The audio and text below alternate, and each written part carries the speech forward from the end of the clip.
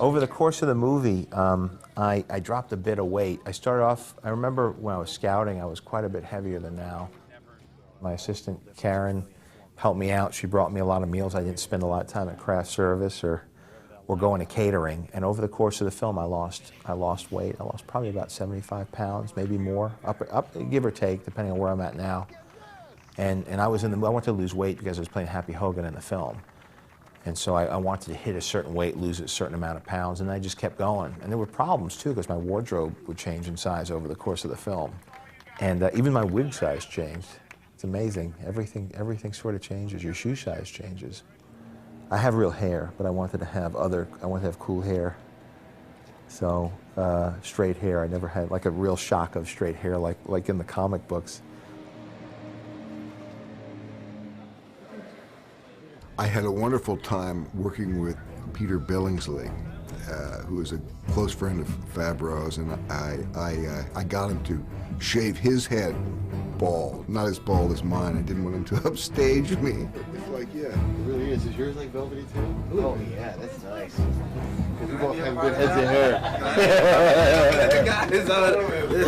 hair. Peter wanted to shave his head to look a little different, age him up a little bit. When you threw a lab coat on the guy, he looked like he was 14 years old, and so shaving his head, throwing glasses on him, and growing a mustache gave him a little bit more of a distinguished look. There's an ID, probably a couple pens to watch. In approaching this cameo, I really wanted to send a message to the other actors who I felt were really phoning in their performances that, you know, guys, let me show you a level of commitment to acting.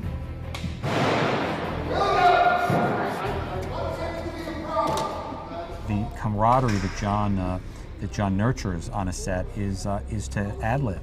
You don't see that all the time on movies this size, where somebody's on wires or you're up against a green screen or you can't move too much because there's going to be a computer effect, and it can get very rigid. It was very important to John that the film not feel rigid, that the film feel and have a flow to it and have a sense of fun to it. Always believable, but never too overwhelmingly pretentious or self-serious. We're ironmongers. We make weapons. It's my name on the side of the building. And what we do keeps the world from falling into chaos. The spirit in which it was shot and the way we did it was like you might do a small independent art film in a funny sort of way.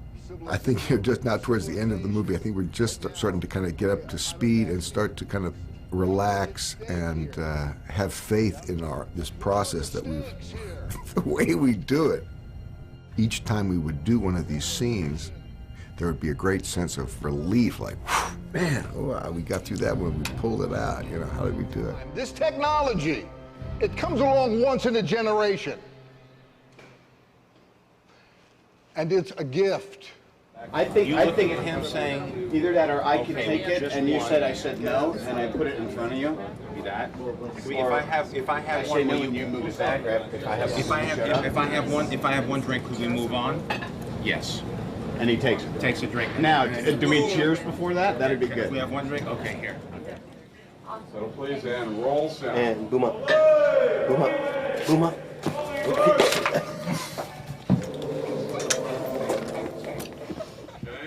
Okay. Ready and action. Honey, I hate it when we fight. Good morning, Mr. Told Stark. you I'm not mad, I'm just I said I was indifferent. sorry. Thanks. I don't want to hear it. You What don't need than an respect apology? yourself. I definitely know you don't respect me. John recognizes that the script is a skeleton. The comic book is a skeleton.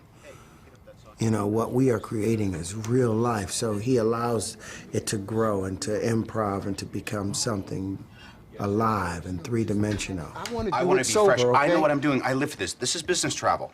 I don't got a throttle between my legs going, you know hopping from my... Just do what you want to do. Just leave me alone. Join me. One drink. To business. I said no. To the future. To the Air Force. Will it get you to shut up? The look of the film is something that you know, is as much a part of the franchise as the character himself. And as a director, it's one of the elements that you have a lot of control over. Maybe she does one move and then Sarah can come in and do it. I'm not a cinematographer. I wouldn't know how to light a scene as a cinematographer or a gaffer. I have a lot of respect for what they do. But I do understand a look that I like. And in hiring Matty Libatique, who I've been wanting to work with for a while, and I've been a fan of his since his much smaller films, he brings a certain a certain style to it, a certain grittiness, and he's also able to give it a big movie look. And he understands how much a priority reality is, and how the challenge for this movie was to ground it in reality, because it's such a fantastic story, such a fantastic character, that your job as a director is to make it personal. Welcome home, Mr. Starr. Thanks, Jarvis. It's been a long time. You know, there are two ways to go. One is just to create a spectacle that people could, you know, munch popcorn and ogle at and enjoy, and that certainly is a lucrative proposition. But as a filmmaker who's going to be working on this thing for 2 years, and possibly other films to come, it's important for me to have an aspect to it that I could really buy into beyond just being a trifle, you know, being just a treat for the audience. You also want to do something where you're telling a story and maybe speaking to something and going for something a little bit more. And the way Maddie lights and the way that Mike Riva designs the sets, it brings reality to it. Sir, you have 1,713 new voice messages, including 3 from the Mandarin. About the time that we cast Robert Downey Jr., I was thinking about the house and trying to figure out what kind of design it should be. And even though we had decided on this kind of angular, flat, metallic, hard-edged look, the idea that Robert Downey Jr. has he comes with a certain vulnerability with him, and it may sound strange, but we redesigned the notion of the house after casting him. I thought that he would be more suitable in something that architecturally mirrored who he was, a little softer inside, a little bit more susceptible, a little more vulnerable. There was a certain vulnerability about him, so I thought round is nice, and it's more elegant, and it just seemed a little bit more womb-like.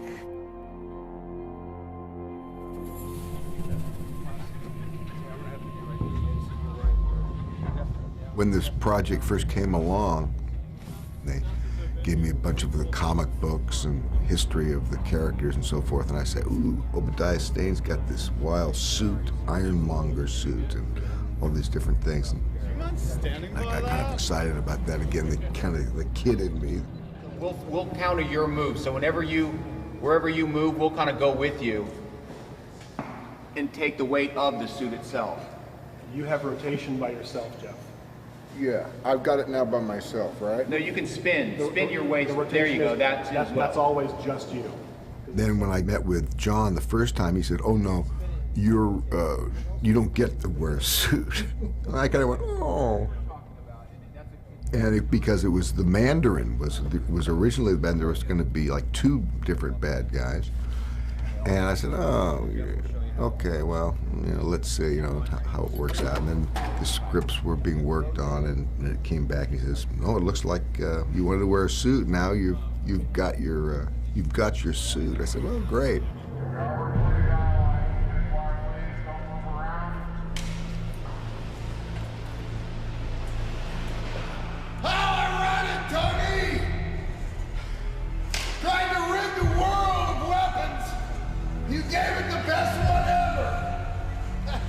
And now, I'm gonna kill you with it! You pulled out my targeting system! Hold still! Fire. Set. Fire.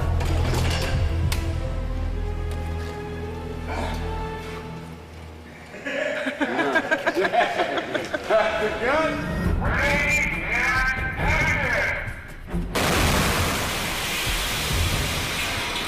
Clear.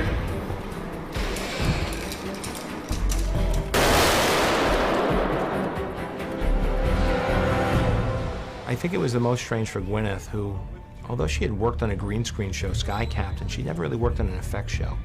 And she said that that was very different than this. Because in this film, you know, she's looking at like a 10-foot-tall robot that's being operated by puppeteers in front of her, and she's having explosions go off behind her, and windows being blown out, lights going crazy, and things melting down. And she was right in the heart of it, running through sets at full tilt, and with things blowing up behind her, and she'd never experienced anything like that before. I told her it was remains of the day too when we signed her.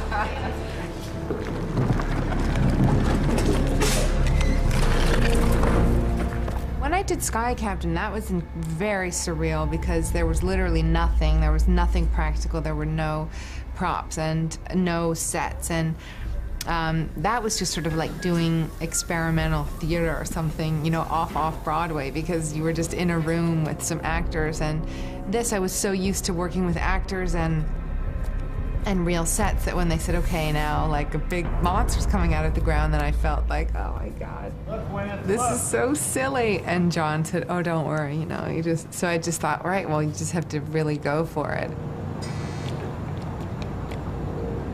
And cut. Very good. 1, 2, 3. 1, 2, 3. 1, 2, 3. Bye-bye.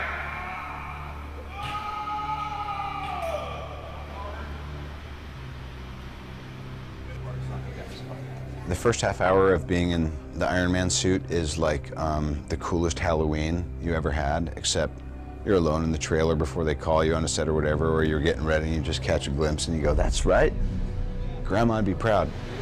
And then, because it's not really, it's designed for guys to wear, but I'm not a stunt man.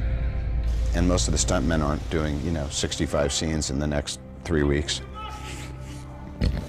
Most of them are young enough to not have a teenager at home.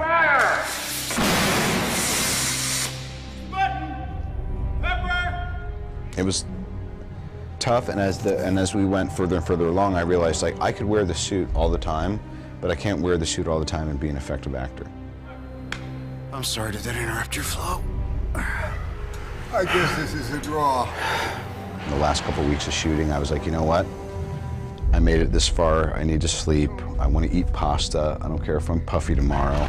Don't put me in a t-shirt, kiss my ass. I did all that stuff because then the job is you drop the saddlebags and you charge out of Dodge City, you know, because you want to get out without getting your ass bit by a rattlesnake.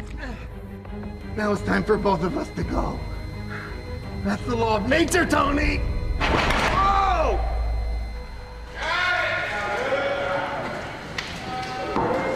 Ladies and gentlemen, on to Las Vegas. That is a wrap. Thank you, everybody. Here we are out in front of Caesar's Palace, the third movie I've done here. And we're exhausted. We're doing a death split, which means you start at midnight and go into the next day. We tried to turn around. Everybody stayed up as late as they could, gambling and partying last night, and tried to sleep all day. I, for one, was not able to sleep all day, and I have to act and direct today. So this could all go to hell in a handbasket on our last day of principal photography. But here we are. This is the big finish line. We always knew that if we got here, we'd be in good shape. So it's a bit of a celebration. It's going to be a fun scene. We're going to start outside, then go inside, and here he is, Tony Starks. Tony Stark. I was just saying, we don't need sleep. We got talent. That's right. Work it, work it, work it! Winner! I'm just so proud of everybody and satisfied and the whole deal. I mean, in my psyche right now, it's that thing of like someone was saying the last day of high school and, you know, you kind of just can't wait to throw your hat up, but then you're like, what am I going to do with the rest of my life?